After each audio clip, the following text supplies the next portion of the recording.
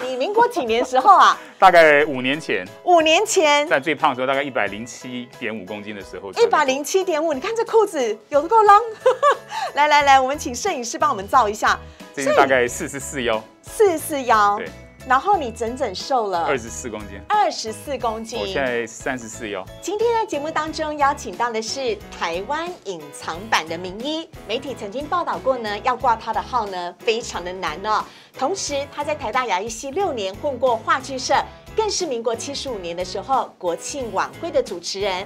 当时打败的角逐对象呢，现在已经是一个相声大师了。同时，他还在瑞士留学过，吃过许多的美食，甚至最近有点想不开，不是啦，他甚至呢最近也完成了台大 EMBA 的进修课程呢。这么厉害的医师，要来跟我们分享的是他独家瘦身了24公斤的瘦身历程。我们等会邀请到他，敬请期待。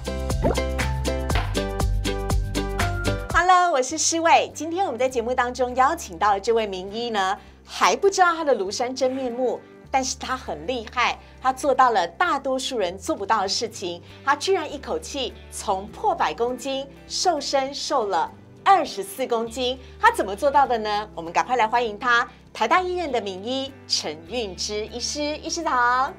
各位好，各位观众大家好。哇，你这身精装是怎么样？这是什么衣服啊？对，这种这个当初在念 EMBA 时候的这个自行车，我们去环岛时候的车衣。因为这是目前为止我大概周末假日如果不下雨的话，我大概就是这一身出门。OK， 不过这当然是瘦身成功之后了啦，哈。是。好，我今天呢要来跟大家展示一下陈运之医师呢他的裤子。这是你民国几年时候啊？大概5年前。5年前。在最胖的时候，大概107.5公斤的时候。107.5，你看这裤子有多够浪。来，我们请摄影师帮我们照一下。这是大概44腰。44腰。对。然后你整整瘦了24公斤。24公斤。我现在34腰。好，我们先来看一下啊。其实上呢，我必须说实话，很多医师呢都会叫病人要减重，特别是我在看睡眠门诊，很多打呼病人就是因为太胖。来，医师可以坐靠近我一点啊。所以呢，比如说像很多的病人，很多的医师呢都会叫病人要减重，对不对？对，尤其是您所在的科别，是为什么？因为我在门诊有个很大的工作服务项目，就是处理睡眠呼吸中止症，打呼、呼吸中断。那这些病人其实肥胖是非常重要的病因，所以我常常会建议肥胖的病人要减重。可是各位可以想象，我如果以前穿着44腰的裤子，要求病人减重，没有人会听的。你胖成这样子，你这个里面装很多黄金哦。肥油。这时候是在103、104的时候，103、104的时候。对。然后这样子的医生，如果穿了白袍跟你讲说，你要减重哦，这样子才不会一直打鼾吵到你太太，大概没什么说服力。不可能。对。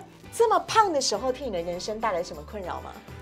我觉得人生是黑白的，因为那时候其实胖跟病都会搞在一起。其实那时候我身上有蛮严重的一些代谢性的疾病，然后再来三高嘛，对，然后我的膝盖也出了问题。膝盖为什么？因为太重，所以膝盖承受不住。所以后来慢慢就体会出一个，常会跟病人在讲，就是自己的经验。如果真的胖到膝盖负担不了，很可能就是一个无法回头的状态。因为你膝盖不好，你开始不太能够运动，然后你就慢慢会越来越胖。而且你会变得更不想走路，因为你一走路膝盖就会痛。对，然后再来心肺又不好，会喘。那到最后，所以你看美国很多实境秀里面很多胖子，他最后都不想走出家门。对，你不要想说他怎么那么懒，出门运动都不运动，是因为他站起来膝盖会痛。没错，真的膝盖会痛。所以我现在有时候问病人，就问他说：“你现在膝盖还好吗？”真的我会劝大家，就是在膝盖还没有出状况之前，应该要想办法不要走到那一步。好，所以呢，我昨天问陈运之医师说：“医生，给我一些你胖的时候的相片，你有没有看到这后面每一张相片都像裁切过的？为什么？因为当我很胖的时候，你根本不会想照相，所以这些相片全部都是跟别人合照，不得已合照，不得已的，真的不得已合照。那所以你昨天跟我要照片，我只好。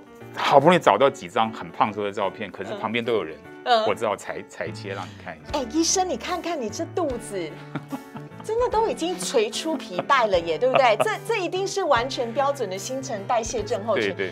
其实我必须要讲医师在看这些相片的时候，医师一直很不好意思。但我觉得应该要自豪，你知道吗？因为过往的肥胖，让你体会了健康的重要性，所以我现在特别珍惜。要谢谢过去的这些影像，带给你全新健康的人生。好。那呢，我们在看到医生的这个肥胖的情形的时候呢，睡眠呼吸中止症是很多肥胖人都会有的症状之一。尤其你自己那个时候也有啊。那时候基本上一个晚上可能要起床3到4次。夜尿吗？夜尿。啊，真的是夜尿啊？是夜尿。那心跳会加速吗？而且你醒来的时候，你会觉得心跳会突然之间跳得很快。为什么？因为你睡得不好，比如说氧气不足，你身体把你摇醒，因为希望你整个呼吸道的肌肉可以强一点。可是你醒来的时候，身体基本上是要你去应付外界的变化，所以你身体的交感神经活性上来，所以你心跳会瞬间飙高，甚至有时候体温会增高，所以有些人会出现盗汗。对，我都发生过，这其实蛮危险的。蛮危险的，为什么？怎么说？如果说心脏不好的人，你突然之间，例如说你可能平常睡觉的时候，你心跳维持在大概70、80，是，那醒来的瞬间可能飙到120、130，那这个时候你可能你心脏如果本身不好，就可能瞬间就停掉了。哇，所以有人呼吸中止猝死就是一个这样的状态。也就是所谓的睡眠中过世，对，也有可能有一个原因，就是因为太过肥胖所引发的睡眠呼吸中止症。那当然，你这个症状要确诊，你必须要经过医师专业的判断。但是你自己当初就是有这样的一个症状，因为我很清楚，我本身是这方面的专科医师，我知道我那个问题很严重，不想出门，不想合照，膝盖痛，睡眠很糟，睡眠品质糟，对，这些都会让你生活越来越退缩，真的对人生觉得没有未来啊，就是黑白的。你自己是医生哎，是啊，没办法。所以你也经历病人所经历过的一模一样的情形。好，那后来呢，陈运之医师啊，他决定呢，要瘦身呢，从这样子100多公斤呢，要瘦身，他用的方法，你试过什么减肥方法？我想什么，一般最常就先少吃嘛，对不对？可是问题是，当你减下来，觉得好像少吃个一两个礼拜，体重会减一点，你很会觉得，好像是很容易，你马上又开始放纵自己，就出现所谓的溜溜球效应嘛。对，那我一下胖一下瘦，一下胖一下瘦。那我也试过一些中草药啦，甚至包括什么埋线啊等等。那可是因为我还试过鸡尾酒疗法。我跟你讲，鸡尾酒疗法有够痛苦的，我早中晚都要吃一大把的药，而且那个所谓的鸡尾酒疗法，就是它是综合的药丸。对，很多是用它的副作用，我没有，还好没有。哇，真的是，它是用药物的副作用来帮助你减肥的。那因为各位可以看到我那时候的状态，我身体状况其实很糟。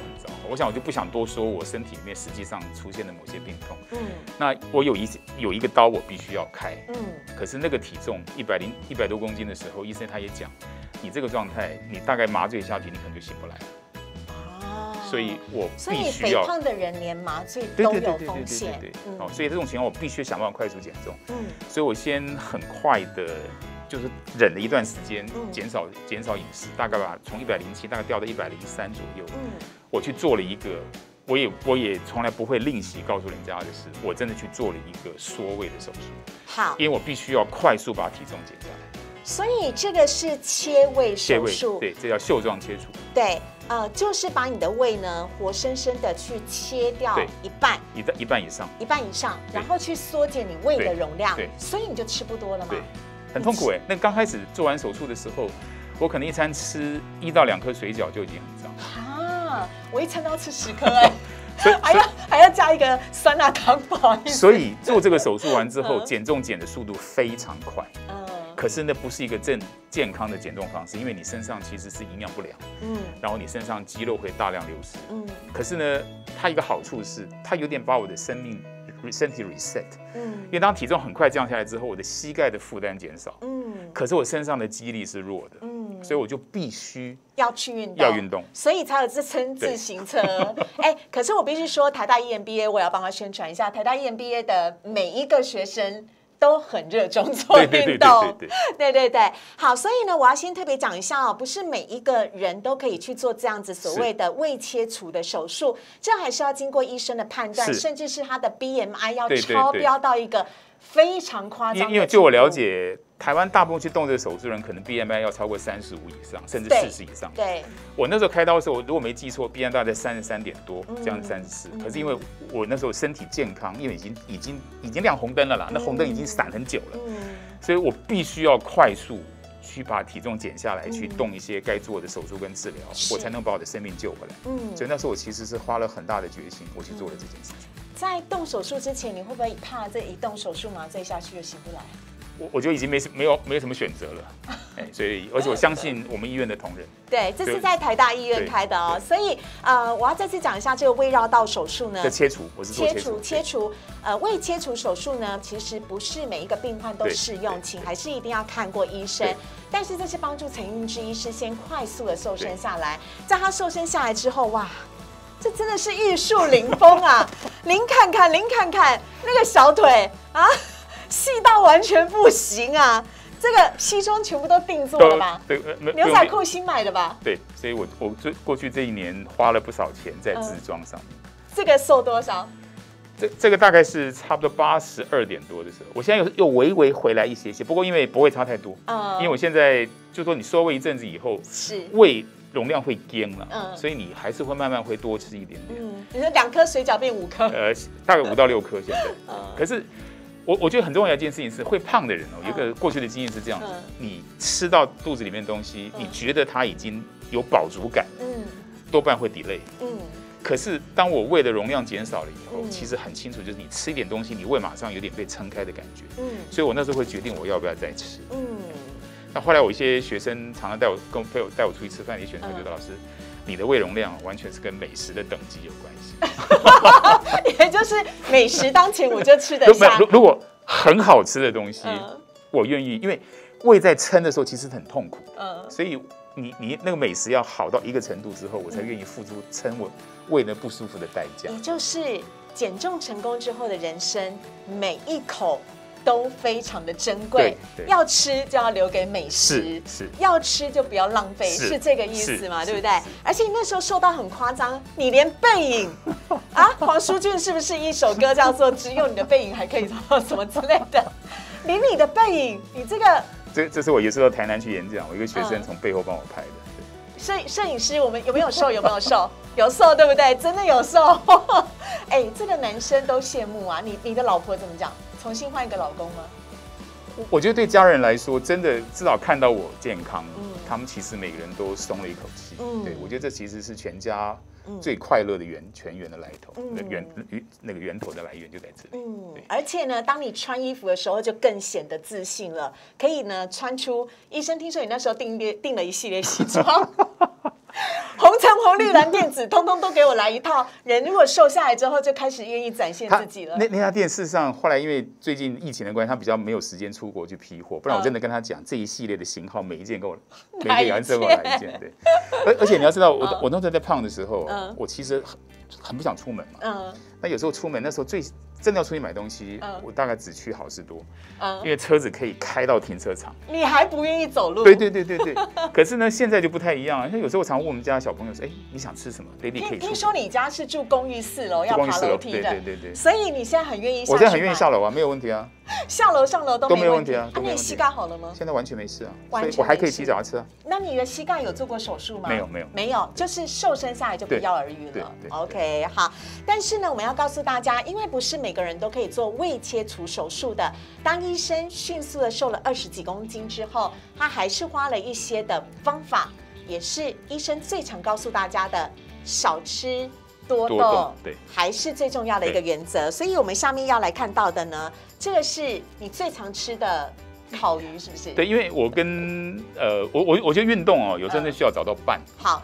那我最近就是有2、3个朋友，就是大概台大我们这一届的朋友，然后不同科系的，然后正好他们也受到我瘦身的感动。我们现在有时候周末常常出去骑车，骑完车你可以回到前面那一张。其实我现在后来我现在吃东西，第一个，因为我是容量有限，所以医生就告诉我说，以蛋白质优先。优质蛋白质在哪里？在这一块鱼。对。然后剩下的一点空间，我才会吃一点点饭。所以像这个饭对我来说，我大家都吃不完。然后基本上我现在因为缩胃最大，你说是好处也是缺点，就是它在上游就帮你把食量控制住。所以真的我本身要去选择，所以我常常去吃喜宴啊，或一些我一定先看菜单。因为当我容量有限的时候，我一定会挑哪几个东西，对不对？例如说今天哇，这个葱油饼很好吃，不行，我一吃我后面菜通通不能吃。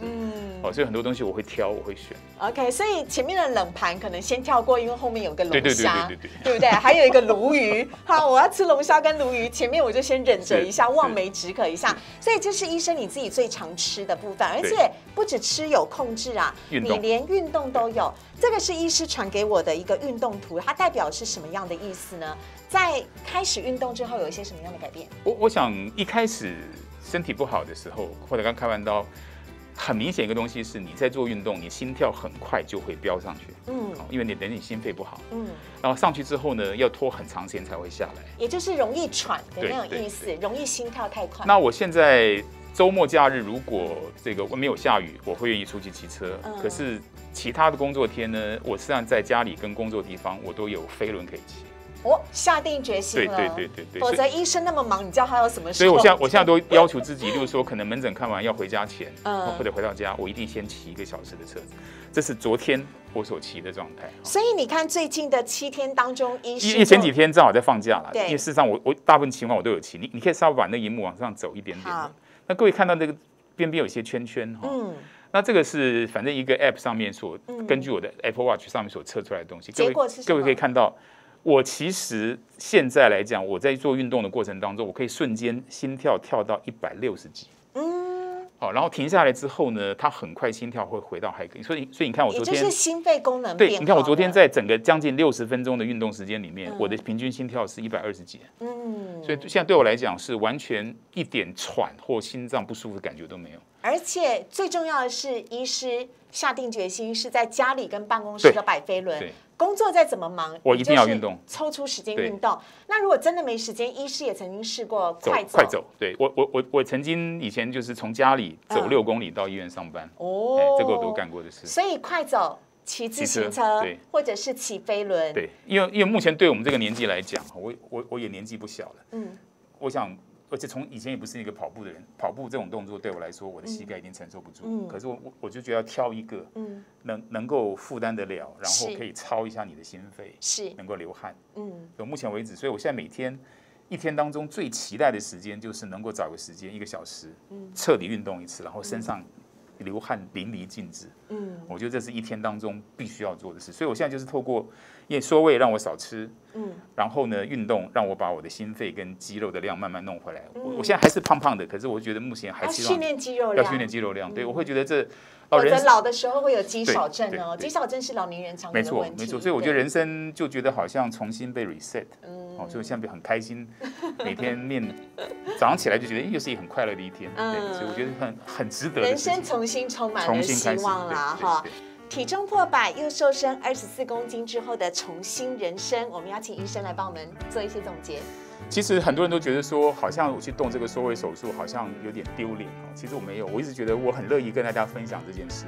减重不见得在我身上不是为了美观，甚至是我的身体出了大的状况。可是当我的身体是为了健康，对，当我重新获得健康，而且努力去维持它之后，其实有时候看到前面的几张照片，我觉得好像慢慢也变得比较有自信，然后变得好像还有点帅的感觉，超帅的、啊！你看看举自行车这一张，真的是帅到不行。所以我是觉得真的能够让自己身体健康，减重其实是一生的功课。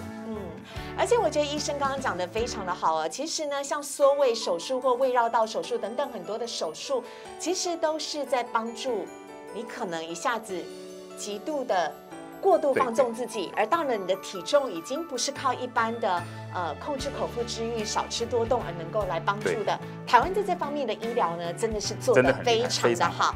但是之后的维持还是要靠自己，少吃多动，然后才能够迎接健康的人生。减重最重要的其实不是为了美丽，是为了健康，非常的重要。好，在节目的最后呢，因为呢，我想说啊，我让陈韵之医师放了这么多相片，我就想说，那我也快速的来展现一下好了。这是节目看到最后才会有的彩蛋哦。谁没有过去呢？各位，这个就是我的过去。1999年我在西雅图的时候，摄影师有胖吗？你笑成那种什么意思？你真的有胖啊？你看看这个大腿。啊，哎，你很坏，还帮我遵命。然后呢，到了我最瘦的时候呢，就是这个样子。谢谢啦，拜拜，拜拜，拜拜，拜拜。我别想让大家。